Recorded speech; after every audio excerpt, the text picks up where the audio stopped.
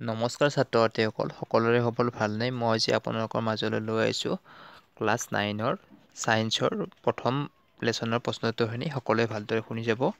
আৰু যদি মোৰ এই চেনেলটো নতুনকৈ হয় চেনেলটো ছাবস্ক্ৰাইব কৰিব কিয়নো যাতে আগলৈ এনেকুৱা ধৰণৰ ভিডিঅ' পাই থাকে তাৰে আশা কৰি মই আজিৰ ভিডিঅ'টো আৰম্ভ কৰিছোঁ পাঠৰ মাজত থকা প্ৰশ্নসমূহৰ উত্তৰ 1 নম্বৰ তলৰ কোনবোৰ পদাৰ্থ চকী বায়ু প্ৰেম গোন্ধ ঘৃণা বাদাম চিন্তা ঠাণ্ডা পানীয় সুগন্ধি দ্ৰব্যৰ সুবাস উত্তৰ হ'ব চকী বায়ু বাদাম ঠাণ্ডা পানীয় 2 নম্বৰ তলৰ পৰ্যবেক্ষণটোৰ কাৰণ দৰ্শোৱা কড়াকৈ ভজা গৰম বস্তুৰ গোন্ধ কেইবা মিটাৰ দূৰৰ পৰা পোৱা যায় কিন্তু ঠাণ্ডা বস্তুৰ গোন্ধ পাবলৈ ওচৰলৈ যাব লাগে উত্তৰ আমি জানো যে সকলো পদাৰ্থ ক্ষুদ্ৰ ক্ষুদ্ৰ কণিকাৰে গঠিত আৰু এই কণিকাবোৰ অনবৰতে গতি কৰি থাকে পদাৰ্থৰ গতিবোৰে তাপ পালে গতিশক্তি বাঢ়ি যায় ফলত ই বহু দূৰলৈকে বিয়পি পৰে যাৰ বাবে কড়াকৈ ভজা গৰম বস্তুৰ গোন্ধ বহু দূৰলৈ যায় আনহাতে ঠাণ্ডা বস্তুৰ কণিকাবোৰে বেছি দূৰ অতিক্ৰম নকৰে বাবে ইয়াৰ গোন্ধ পাবলৈ ওচৰলৈ যাব লাগে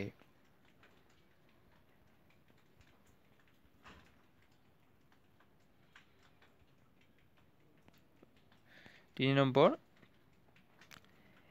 এজন ডুবাৰুৱে সাঁতোৰাৰ সময়ত পুখুৰীৰ পানী ফালি সোমাই যাব পাৰে পদাৰ্থৰ কি ধৰ্মৰ ভিত্তিত এইটো সম্ভৱ উত্তৰ পানীৰ আণৱিক বল কম বাবে কাৰ্যটো সম্ভৱ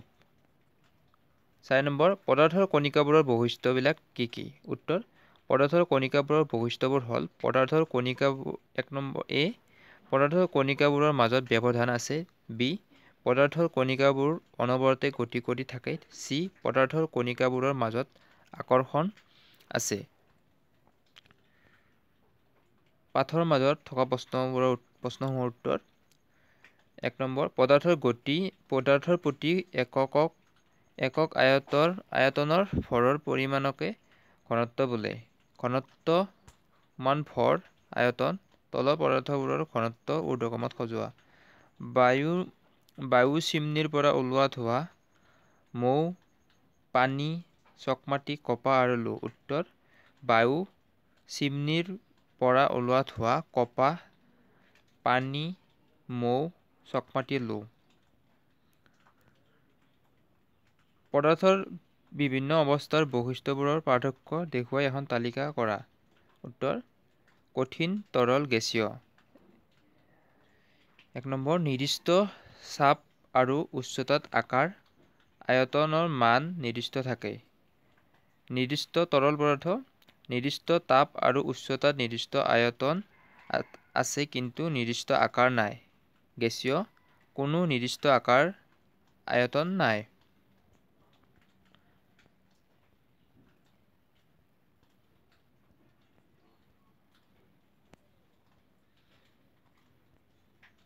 2 নম্বৰ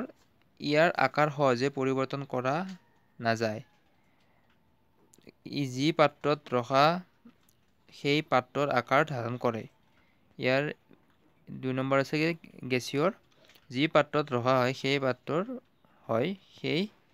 পাত্ৰৰ আকাৰ আকৃতি ধাৰণ কৰে 3 নম্বৰ পচন্দ চাপ প্ৰয়োগ কৰিলেও আয়তনৰ তাৰতম্য নঘটে সাধাৰণ চাপত ইয়াৰ আয়তন কোনো তাৰতম্য নঘটে এইবোৰক চাপ প্ৰয়োগ কৰি অধিক সংকুচিত কৰিব পাৰি এইবোৰ বিয়পি নপৰে এটা স্থানৰ পৰা আনটো স্থানলৈ বৈ ই সোনকালে এটা স্থানৰ পৰা আনটো স্থানলৈ যায় তলৰ বিভিন্নবিলাকৰ ওপৰত মন্তব্য দিয়া দৃঢ়তা সংকোচনশীলতা প্ৰবাহিত আকৃতি বৈশিষ্ট্য দৃঢ়তা কঠিন পদাৰ্থ তৰল পদাৰ্থ গেছীয় পদাৰ্থ খুব বেছি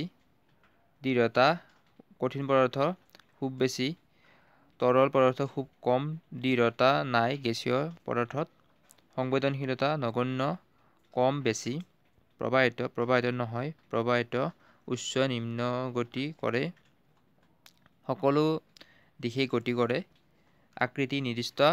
আকাৰ আছে, যি পাত্ৰত ৰখা সেই পাত্ৰৰ আকাৰ ধাৰণ, যি পাত্ৰত ৰখা সেই পাত্ৰতে আকাৰ ধাৰণ। আজিৰ ক্লাছটোত এইখিনি দিলোঁ,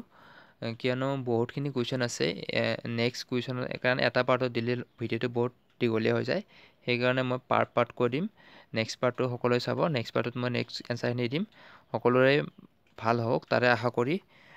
মই মোৰ আজিৰ ভিডিঅ'টো ইমানতে সমাপ্ত কৰিছোঁ। নমস্কাৰ।